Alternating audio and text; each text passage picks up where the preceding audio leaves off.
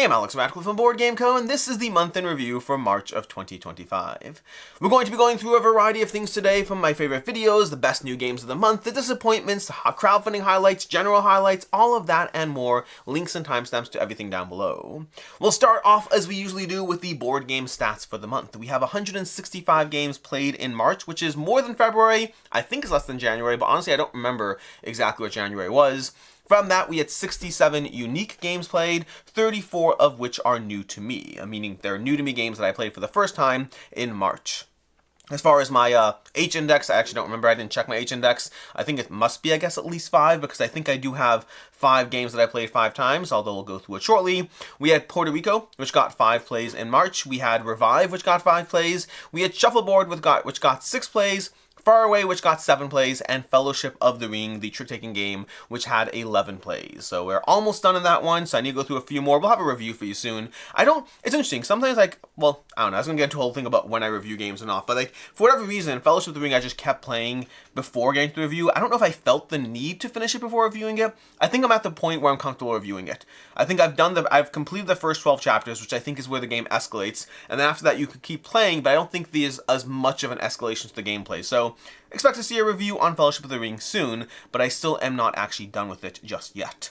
Anyways, those are the stats for the month. Overall, I'm pretty happy with them. A good mix of games, a lot of games played. I feel like this year again is picking up. I'm still not going to beat 2023. I don't think I ever will, but I am on track to beat 2024.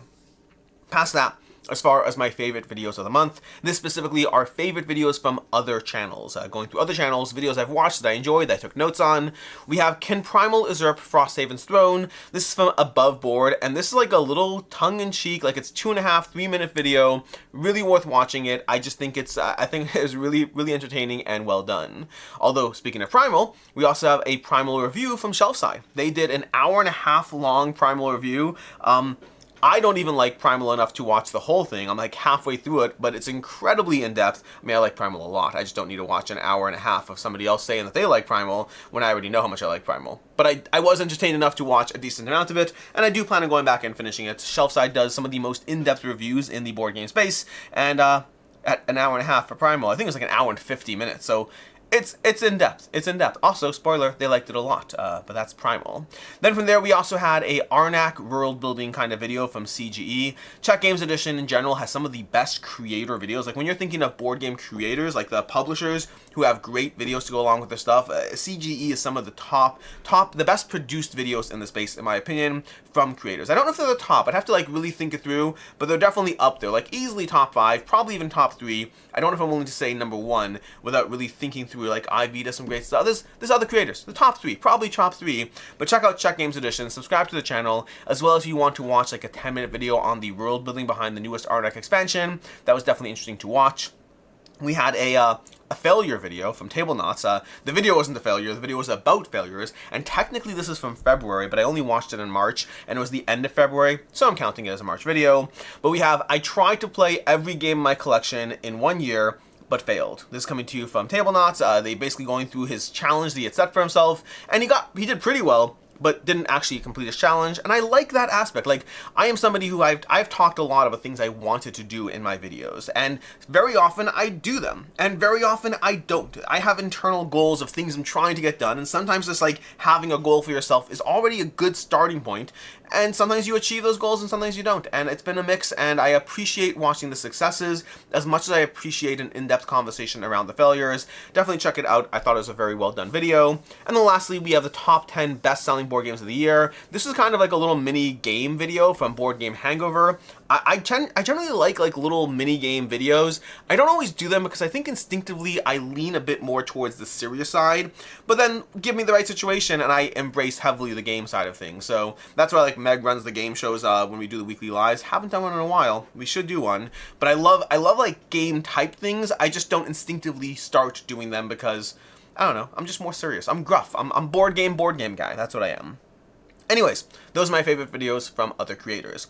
As far as the best new games of the month, we had a pretty good listing over here. We have Puerto Rico coming in at number 5. I really like Puerto Rico. Instinctively, it's a 4 out of 5 for me. Possibly a 4.5 with the various building expansions, but I haven't played that yet. But either way, right now it's a 4 out of 5. Really like Puerto Rico. This is specifically the Awakened Realm Special Edition. I do think the deluxeification absolutely enhances the experience. I'm not saying you should buy it. I am saying it enhances the experience. I think Puerto Rico, the base game, looks terrible. Like, worse than Castle of Burgundy, and I was always critical of Castle of Burgundy too. Then coming in number 4, we have Hutan, which is actually pretty surprising me that Hutan's number 4. We had a pretty solid crop of games in March. Coming in number 3, we had Onward over here. Onward is so much fun. It's a great evolution of the Sky tier system, maintaining some familiarity while being very much different, but oh so much fun. If you like this style of MOBA gameplay, which I do, I don't play them enough, but I really like them, Onward is a great addition to it. We have Leaders. This is a game I've been playing on Board Game Arena. I hope to review it at some point. I hope to get a physical copy at some point. This is like my number 2 of the month in March, just from Board Game Arena plays, but I thought it was really, really good. I really like Leaders. I want to play it more. I could see it getting old across multiple plays, but like I've already played it a bunch by now already, and I want to go back and play it more, so things are looking pretty good so far. And then my favorite of the month is easily Calypso. This is an upcoming game from Inside Up Games. I love Calypso. I had a chance to play it at the Adam Retreat, and I thought it was just generally an absolutely fantastic game. Really recommend it. Definitely check it out if you have the opportunity to do so. Well, it's not out yet, but when you do, I played it both cooperatively as well as competitively. Both were fantastic. Cooperative was easily the better experience. I am very excited for that game.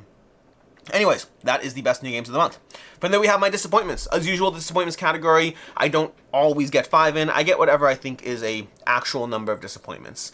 This month we have 4. And as usual, the regular disclaimer, this does not mean they are bad games. Most of the time they are not. Rather, this means they are games that I had expectations for, and I felt let down in those expectations. So a very different conversation. In fact, I would say 3 of the 4 of these I would actively call good games, and even the 4th one I've enjoyed elements of it with some asterisks around. To then, we had Zoo Vadis from Bitewing Games. I was really looking forward to this one because Bitewing Games has produced some awesome games that I've really enjoyed, and Zoo Vadis kind of like, it still is a good game. I gave it a 3.5 out of 5. It's a good, solid negotiation game, but ultimately I don't know, I was expecting to like love it because a lot of people do, and because they put out games that I like, and I ended up being like, hey, it's a good negotiation game, I enjoy it, but it has some of the same problems Chinatown does, and honestly, I think I'd rather just play Chinatown from those games. Then there's The Adventurous. This is the Curse of the Pirate Queen, or whatever it is. This was a sponsored content we did on the channel. I've always wanted to play the Adventurers games. I was excited to dive into it for the first time. I only played the newest one, and again, it's a fun experience. But it's a fun experience where it's like very, very, very light. Like, it's a push your luck game. You're trying to get various things before the water levels rise. I enjoyed the game. I had fun with it, but ultimately it was lighter than what I was hoping for, which I think is just an issue of knowing your target audience. But that's a game I'd happily play the game with my kids, like easily. I think they'd have a blast with it, but I was expecting a drop more from it, which probably is on me. But I think I already knew the older Adventurers games didn't deliver as much as, people wanted them to. And I think I was like, oh yay, Simon's approaching it and it's going to be a little better. And it was a good game, but again, I think I wanted a heavier experience out of it. Outside of that, we have Crafting the Cosmos. Crafting the Cosmos is one that I was really excited for when I first saw it at PAX Unplugged. And I still actually, I played it a few times on Board Game Arena since reviewing it, and I still, I enjoy the game, but Board Game Arena is actually just a much better way to play that game, because, and I don't know if I'm going to bother going back to it right now. I like it. I don't love Crafting the Cosmos. I like it.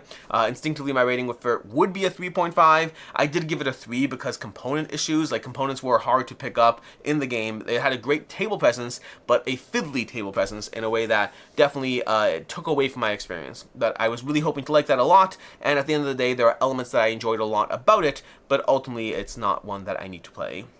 And lastly, we have the Crew Family Adventures. This is the smaller, more family-friendly, well, not smaller, same box size. It's a family-friendly version of the Crew. It replaces trick-taking with more of a following system that I understand how it's done, and there are some challenges that are actually interesting, but it falls in a weird place where I think it's far too complex for family and gateway, but also I don't think it's nearly as fun as the Crew. So I was really excited for this one and ultimately let down. But again, still had fun playing it. That is basically the disappointments of the month, which brings me to my favorite videos. These are the videos on my channel that I enjoyed the most. Coming at number 5, we have the review for the Morrison Game Factory. I don't know why I put this here. I think it's just because I really enjoyed the Morrison Game Factory, and it was a review that had to be done spoiler free because that's the nature of the review. I always hate doing those, but I think overall Meg and I managed to capture generally like feelings and thoughts and impressions without actually going into anything that would be spoiler territory. Coming in number 4, we had What Makes a Game Fun for Me. This is a video I filmed like 4 years ago, or it's a long time ago, but I've had it in the vault for a long time. That was my oldest video in the vault easily. And I don't know why it stuck around that long, and I don't know why I decided to have it go up, but I had it go up. So that was my What Makes a Game Fun for Me video. I really enjoyed that. We also had ranking every Chip Theory game. Generally, I do these company ranking videos, and I generally enjoy them, and Chip Theory in particular, I like a lot of their games, so this was an easy video to like. Then coming in number 2, we have top 10 games that are worth the hassle. And there is going to be a follow-up video as well of top 10 games that aren't worth the hassle. I was hoping to have it done already, and it's not, but it will be done soon. But top 10 games that are worth the hassle. I really enjoyed this video. It's that balance of games sometimes are not always the easiest to table, to learn, or to teach, and some games are worth that, and some games are not. You can bet that when I do the top 10 games that are not worth the hassle, I'm sure that will also be in my month's favorite videos as well. And then my favorite video of the month was Harmonies vs. Cascadia, Play This Not That, and that's primarily because Play This Not That is a series that is near and dear to my heart, and I do not film them nearly as often as I would like to, and I was very happy to get that one done. I'm going to have another one soon, so maybe it'll show up in next month's favorite videos as well. Also, I need to do another 12 by 12 ranking video. I have some series that are just a little bit more effort, and I need to get them done because I really like them a lot, and I like being passionate about the content I create, and sometimes I'm more passionate, sometimes I'm less so, and those are series that I definitely enjoy a lot. Anyways, outside of that, we had my crowdfunding highlights for the month. In general, I always have a hard time with this one because sometimes it's just a question of whether I enjoyed the game, and those show up anyway. But either way, my crowdfunding highlights, favorite crowdfunding campaigns. Coming in number 5, we have Formaggio from the creators of Fromage. I think Fromage is a very clever game. I still don't know if I feel the need to own it quite. I'm not sure where I am with it, but I like it. I like it every time I play it. It's one of those fun games to play, but I think I hate the visual aesthetic of the game, and I think I don't care for the theme. But I think the game itself is actually pretty good, and I think I'm alone in those first two things, by the way. But I like Fromage. I've been playing a lot on BGA. I played the original prototype. I have not played Formaggio, but I was intrigued by the idea of further mixing up the gameplay experience to be more highly variable, so definitely intrigued by that. Then we had Onward and Ozob. These are both games that, Onward is first of all, as far as Onward goes, I really enjoyed the Onward game, so I'm excited about the eventual final version of it. And then Ozob is another game that I really enjoyed, and I'm excited about that one showing up too. So that's these are both games that I just enjoyed, and that's why these campaigns are here. Coming in number 2, we had Spokes. Spokes was an interesting one because Spokes is a game that intrigued me in terms of the abstract nature of the game. It's one that I do plan on picking up at some point. I never played it. It just looks fairly cool as far as how the game plays. And then lastly, coming in number 1, we have Scales of Fate. Not for the reason you think. I don't actually care for Scales of Fate that much. I enjoy it, but enjoying a game does not make me excited. The Scales of Fate is a 3.5. It's a solid game. I like it. But what I really like is Pillars of Fate. Is that what it's called? I think it's called Pillars of Fate. Whatever it is, the 2-player game they introduced in the campaign. I had a chance to play that on TTS with Austin from Ivy Games, and I really like that. I need more plays. One play doth not a review make, but I thought that was my favorite of the Fate series of games from Ivy Games. And that's going to bring us to our last category, the highlights of the month. In general, these are the games I played that I enjoyed that are not new to me. So they're usually just me looking back at games that I have a fun time with and being like, yeah, I really like that game, and then telling you about that. To that end, we have number 5 is Kingdom Builder. That's why this is on the table. I've played it a few times this month, and I just like Kingdom Builder. I don't play it as much as I would like to, but every time I do, it is such a good experience, and there's a reason this has been around in my collection for a very long time, and I'm very happy with that because I think it's a fantastic game. Coming in at number 4, we have Lost Winds of Arnak. Lost Winds of Arnak is always a delightful time. I really enjoy it. It doesn't matter how many times I play it. It doesn't matter which combination of expansions I use. It is just one of my favorite games for a consistently good reason. It's just good. It's a good game. I like it. I like it a lot. Coming in at number 3, we had Star Clash. Star Clash is not Star Leap. We talked about Star Leap. Did we talk about Star Leap? No, we didn't talk Star Leap this video. Anyway, Star Clash. Star Clash is one that I actually played I think the prior month, which is why it's not new to me, but I got a chance to play it again, and I think it's a great game. Star Clash, it's one of those games that scares me a little bit because I do want the graphic design, the art, the production to feel like a more premium experience, and it is a bit more of an indie creator project, which means it doesn't have as high of as what I'd like out of that. But it's a really good game, and so I'm in that weird torn spot, but I really like it. I check it out. Check out Star Clash. It's a lot of fun. I've had a lot of fun with it. Coming at number 2, we have Ozob, which I mentioned already. Ozob is basically like Zombicide, but with a push your luck mechanic that really makes it an interesting experience. Like, I had a chance to play like a 4-hour live stream of it, and 4-hour live streams on TTS don't usually make me happy. I like playing games. I like playing games for 4 hours. I don't like playing TTS for 4 hours. And yet it still managed to make the cut because it's just the push your luck element of it makes it a really fun experience. And I like it. I like Ozob. It's different. It manages to be familiar to a lot of games that I enjoy, but just different enough that it has its own space in my collection. Well, not yet in my collection, but eventually in my collection. And then lastly, number 1 is Crokinole, because Crokinole is freaking awesome and I don't play it nearly enough. I play a lot more shuffleboard these days. Crokinole does not always make the cut, but when I do, Crokinole is so much fun. It's a good game. Crocodile's a great game. Anyways, that is your month in review. Until next time, I'm Alex Radcliffe from Board Game Co. I hope you enjoyed this video, and as always, I hope you have a good one.